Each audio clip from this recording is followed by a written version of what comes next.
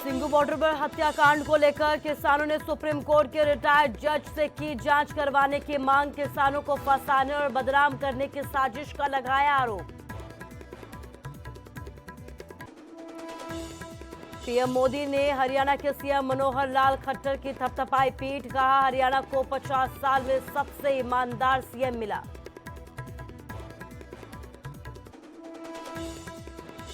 फरीदाबाद के triple murder case में बड़ा खुलासा। मृतक महिला के पति ने अपने साथी के साथ मिलकर की तीनों की हत्याएं। पुलिस ने दोनों को किया गिरफ्तार। किन्नौर के छितकुल में लापता 11 में से 5 के मिले शव। 2 घायलों का भी किया गया रेस्क्यू। 4 की तलाश जारी। खराब मौसम और बर्फबारी के बाद से ही लापता था दल। देश में 100 करोड़ वैक्सीनेशन का जश्न में डूबी ऐतिहासिक धरोहरें। तिरंगा चुनरी ओढ़ बिखेरी गई छटाएं।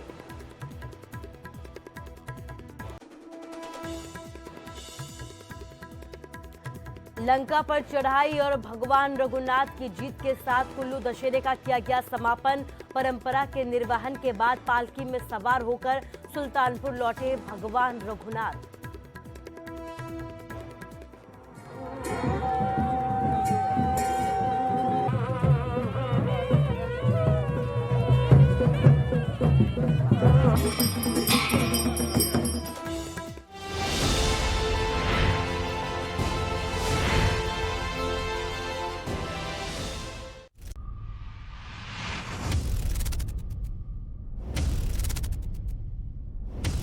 नमस्कार, स्वागत है आपका न्यूज 18 पंजाब हरियाणा हिमाचल में और मैं हूं आपके साथ कुसुम रावत। बुलेटिन का आगाज सिंगू बॉर्डर हत्याकांड से जुड़ी हुई एक बड़ी खबर के साथ करेंगे। संयुक्त किसान मोर्चे ने जांच की मांग उठाई है। सुप्रीम कोर्ट के रिटायर्ड जज से इस पूरे मामले की जांच की मांग की है, कार्रवाई की मांग की है। संयुक्त किसान मोर्चा की तरफ से यह कहा गया है कि किसानों को फंसाने की कोशिश की जा रही है। उनकी तरफ से यह कहा गया है कि हमें बदनाम करने की साजिश की जा रही है। तोमर की निहंग के साथ तस्वीर का भी इसमें हवाला दिया गया है। जिस आपको बता दें कि पिछले दिनों जिस तरीके से कृषि मंत्री नरेंद्र सिंह तोमर और निहंग की तस्वीर वायरल हुई, उसे लेकर किसानों ने अब हवाला दिया है कि उन्हें जो है बदनाम करने की कोशिशें हो रही है। तस्वीर में नजर आने वाले मंत्रियों से भी अब संयुक्त किसान मोर्चे ने इस्तीफा मांगा है। तो किसानों की तरफ से यह कहा गया है कि उन्हें बदनाम करने की कोशिश की जा रही है, उन्हें साजिश के तहत फंसाने की कोशिश की जा रही है और यही वजह है कि अब संयुक्त किसान मोर्चे ने बड़ी जांच की मांग की है।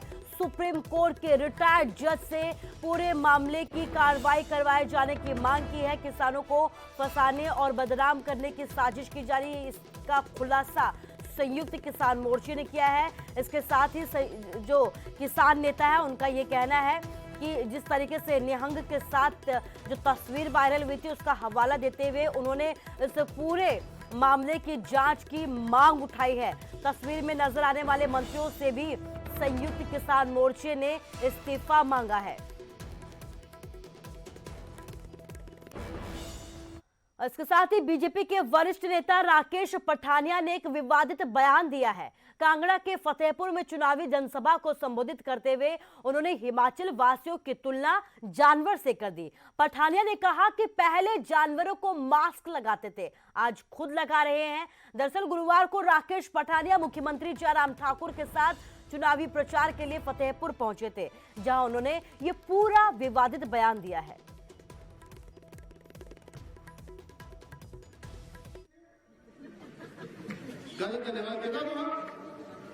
एक बार बोले मोदी देना धन्यवाद की मुफ्त डीजल वाले साढ़े 4 बजे 150 एक मुझे शिका बने एक मेरा भी बने मुझे मत ही नहीं पता बचपन डंगर बने शिका आपको डंगर बने। ये ऐसी बीमारी आई थी जिसका कोई सिर पैर नहीं था, किसी डॉक्टर ने इसका इलाज नहीं पता था कि एक बीमारी कब किसको कहां मार दे। मेरे जो भी कल रात को एक भेजा कोरोना से। तो उपचुनाव को लेकर सियासत गरमाई हुई है। हिमाचल की मंडी लोकसभा उपचुनाव को लेकर कांग्रेस ने अपने स्टार प्रचारकों को रण में उतार दिया है। गुरुवार को हरियाणा के पूर्व मुख्यमंत्री भूपेंद्र सिंह हुड्डा और आनंद शर्मा ने मनाली में जनसभा को संबोधित किया। दोनों ने कई मुद्दों पर केंद्र सरकार को जमकर घेरा और आरोप लगाया कि सरकार देश के संसाधनों को बेचने में जुटी हुई है। तालियों से इनका स्वागत है, अभिनंदन करें।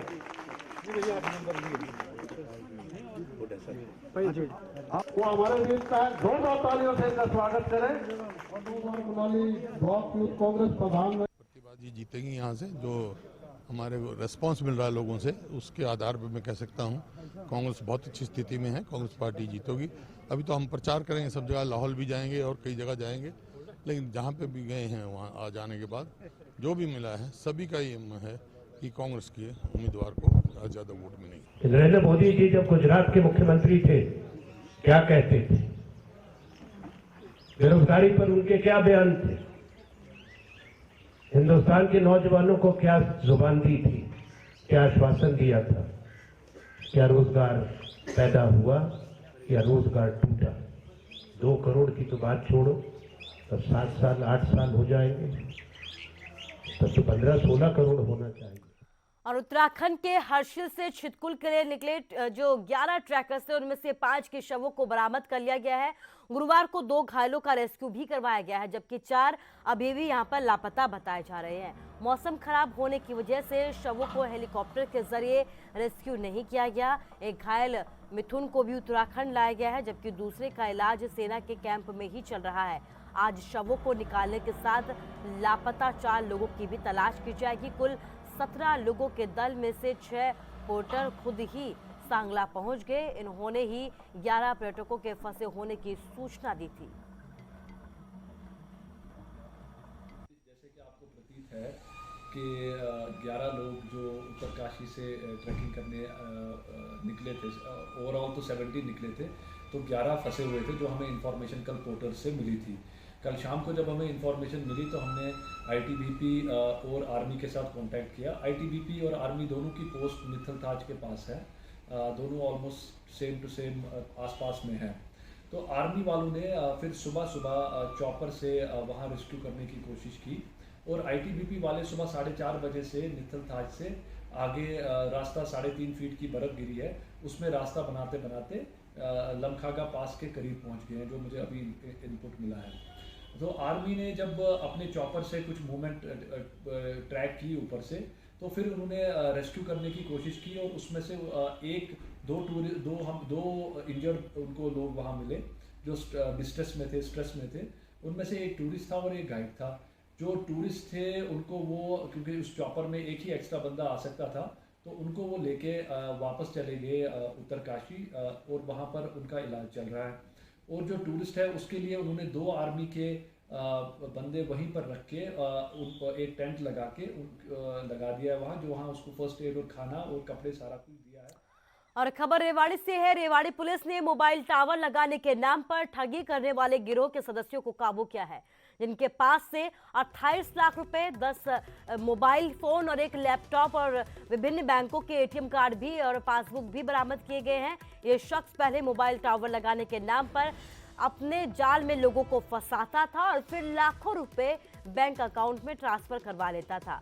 आपको बता दें कि जुलाई महीने में रेवाड़ी के कोसली के रहने वाले रविंद्र नाम के इस शख्स ने पुलिस में शिकायत दी थी कि उससे मोबाइल टावर लगाने के नाम पर 7.5 लाख रुपए की ठगी की गई है, जिसके बाद पुलिस ने तफ्तीश शुरू की और हिसार के रहने वाले आशीष नाम के आरोपी को गिरफ्तार किया है। अब पुलिस ने इस गिरोह के अन्य सदस्यों को भी गिरफ्तारी की कोशिश में दबिश शुरू कर दी है।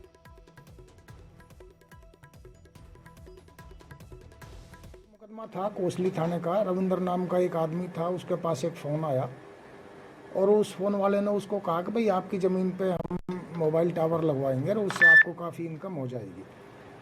तो उसको झांसा दे करके रविंद्र जो कोसली का रहने वाला था उससे 7.5 लाख रुपए उसने हड़प लिए। तो इस संबंध में एसपी साहब ने दिशा निर्देश दे करके साइबर क्राइम की एक टीम जो हमारे थाने में पहले से नियुक्त है को निर्देश दिए और उन निर्देशों अनुसार हमारी टीम ने काम करते हुए हिसार से एक आरोपी को हमने, जो मेन आरोपी था इसमें, उसको गिरफ्तार कर लिया है, जिस आरोपी का नाम आशीष पुत्र है और जो प्रॉपर हिसार का ही रहने वाला है, जिससे हमारी टीम ने तकरीबन 28 लाख रुपए बरामद किए हैं। 28 लाख से भी ज़्यादा हैं, 28,60,000 रुपये के करीब हमने बरामद किए हैं और उससे 10 मोबाइल एक लैपटॉप और कुछ बैंकों के पासवर्ड और बैंकों की पासबुक वगैरह कुछ बरामद हुई है। तो अभी इन्वेस्टिगेशन जारी है, इसकी टीम का हम पता लगा लेंगे इसके साथ कौन कौन है और जल्दी बाकी लोगों को भी हम गिरफ्तार करें। प्रधानमंत्री नरेंद्र मोदी ने हरियाणा के सीएम मनोहर लाल खट्टर की तारीफ में बड़े बयान दिए हैं। उन्होंने ये कहा है कि 5 दशकों में हरियाणा को सबसे ईमानदार सीएम मिला है।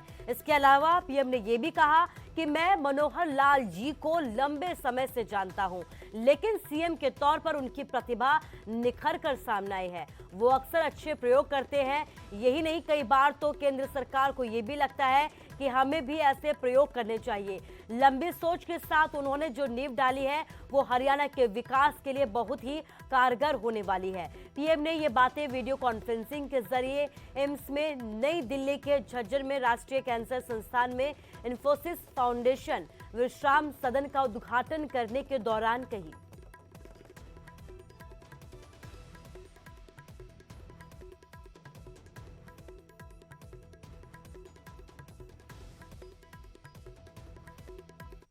भारतीय जनता पार्टी की इस टीम ने जिस प्रकार से हरियाणा की सेवा की है और जो लंबी सोच के साथ जो नींव डाली है, वो हरियाणा के उज्जवल भविष्य की बहुत बड़ी ताकत बनने वाली है। मैं आज फिर मनोहर लाल जी को सार्वजनिक रूप से बहुत बहुत बधाई देता हूं, उनकी पूरी टीम को बहुत बहुत बधाई देता हूं और आप सबका भी मैं हृदय से बहुत बहुत धन्यवाद करता हूं। लक्ष्य के प्रति लगन हो तो कुछ भी नामुमकिन नहीं हो सकता। कोरोना के खिलाफ लड़ाई में भारत ने अब उस मुकाम को हासिल कर लिया है जो कल तक नामुमकिन सा लग रहा था। गुरुवार को देश ने 100 करोड़ टीकाकरण के आंकड़े को पार कर लिया है।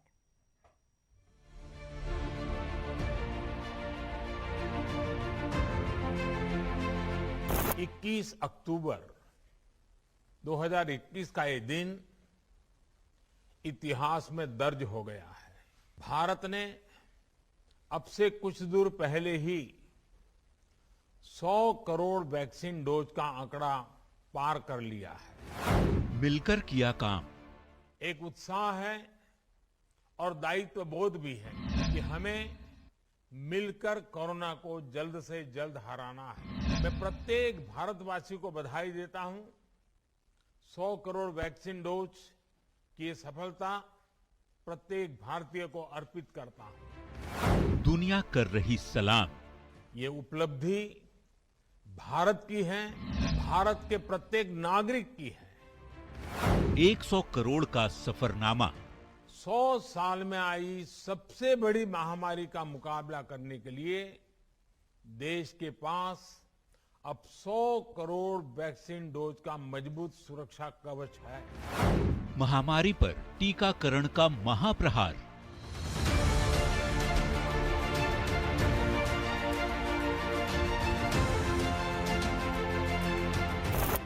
ये 100 करोड़वां टीका है जो दिल्ली के राम मनोहर लोहिया अस्पताल में प्रधानमंत्री नरेंद्र मोदी के सामने अरुण राय को लगा। इसकी अहमियत का अंदाजा आप इस बात से लगा सकते हैं कि 100 करोड़वें टीके के मौके पर पीएम मोदी खुद मौजूद रहे। खास बात यह कि जिस शख्स को कोरोना का 100 करोड़वां टीका लगा वो प्रधानमंत्री मोदी के संसदीय क्षेत्र वाराणसी का रहने वाला है। प्रधानमंत्री मोदी ने यहाँ टीका लेने आए एक दिव्यांग युवती से भी बात की और उससे गीत सुने।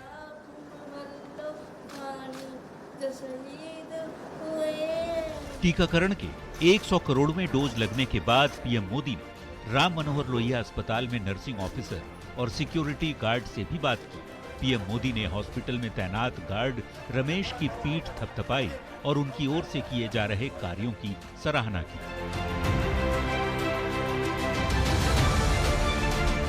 अपने संबोधन में पीएम मोदी ने भारत में चल रहे दुनिया भर के सबसे बड़े टीकाकरण कार्यक्रम से जुड़े सभी लोगों का आभार जताया। मैं देश की वैक्सीन मैन्युफैक्चरिंग कंपनियां, वैक्सीन ट्रांसपोर्टेशन में जुड़े कर्मयोगियां, वैक्सीन लगाने में जुटे हेल्थ सेक्टर के प्रोफेशनल्स, सभी का खुले मन से, हृदय से बहुत बहुत आभार व्यक्त करता हूं। टीकाकरण की इस सफलता पर विश्व स्वास्थ्य संगठन यानी WHO के महानिदेशक तेद्रोस अधानोम घेब्रेयेसस ने बधाई दी। WHO के महानिदेशक ने अपने ट्वीट में लिखा, प्रधानमंत्री नरेंद्र मोदी, वैज्ञानिक, स्वास्थ्यकर्मी और भारत के लोगों को कोविड-19 से संवेदनशील आबादी की रक्षा करने और टीकों के समतामूलक वितरण के लक्ष्यों को प्राप्त करने के प्रयासों के लिए बधाई। टीकाकरण को लेकर मिली ये कामयाबी यकीनन काबिले तारीफ है, लेकिन 100 करोड़ तक पहुंचा ये सफर आसान नहीं था। सरकार की सटीक रणनीति और स्वास्थ्य कर्मियों सहित सभी के सहयोग से भारत ने कोरोना की लड़ाई में ये मुकाम हासिल किया। गर्मी हो या बारिश, दुर्गम पहाड़ी इलाके हों या फिर बाढ़ के हालात, सरकार ने हर मुश्किल का हल निकाला, लोगों तक टीका पहुंचाया। 10 लोग हो या 10 लाख, हर क्षेत्र तक आज हम पूरी सुरक्षा के साथ वैक्सीन पहुंचा रहे हैं। कोविड-19 रोधी टीकों की 100 करोड़वीं खुराक तक पहुंचने में भारत को 279 दिन का वक्त लगा। देश में 16 जनवरी से वैक्सीनेशन अभियान की शुरुआत हुई। गरीब हो, निम्न मध्यम वर्ग हो, मध्यम वर्ग हो या फिर उच्च वर्ग, भारत सरकार के अभियान में मुफ्त वैक्सीन ही लगाई जाएगी। शुरुआती 20 करोड़ वैक्सीन डोज 131 दिन में लगे। अगले 20 से 40 करोड़ डोज 52 दिन में लग गए। 40 से 60 करोड़ डोज देने में 39 दिन लगे, जबकि 60 करोड़ से 80 करोड़ डोज देने में सबसे कम महज 24 दिन ही लगे। और अब 80 करोड़ से 100 करोड़ होने में 31 दिन लगे हैं। बता दें कि अब तक 31% आबादी को टीकाकरण के दोनों डोज लग चुके हैं। अब दुनिया में सिर्फ चीन ही ऐसा देश है जहां भारत से ज्यादा वैक्सीन लगी है। अगर टीकाकरण की रफ्तार यूं ही बढ़ती रहे तो वो दिन दूर नहीं जब भारत पूरी तरह वैक्सीनेशन के सुरक्षा कवच में आ जाएगा। लेकिन तब तक लापरवाही से बचना है और मास्क को लगाए रखना है। Bureau report, news 18 network. देश में कोरोना वैक्सीनेशन के 100 करोड़ डोज लगाए जाने के बाद जश्न का माहौल दिखाई दे रहा है। ऐसे मौके को यादगार बनाने के लिए सरकार की ओर से भी पूरी तैयारी की गई थी। जश्न को बेहद शानदार बनाने के लिए देश भर में 100 प्राचीन धरोहरों को 3 रंगों की लाइटों के साथ सजाया गया। 3 रंगों की लाइट में नहा रहे ये सभी प्राचीन इमारतें और धरोहरों की छटा काफी खूबसूरत दिखाई दे रही थी।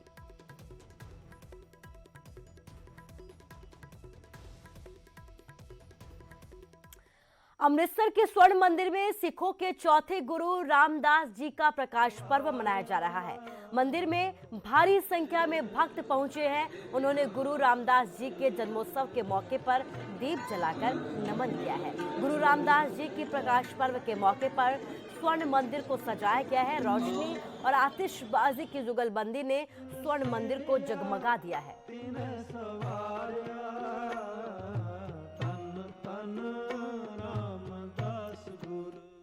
आए हैं हर साल ही गुरु साहब सेवा लेंदे ने ते बहुत वधिया इत्थे मन नूं आके शांति मिलती है, खुशी प्राप्त होती है ते साज सजावट भी वधिया। सवेरे नगर कीर्तन भी जाहो जलाल देखने वाला सीगा।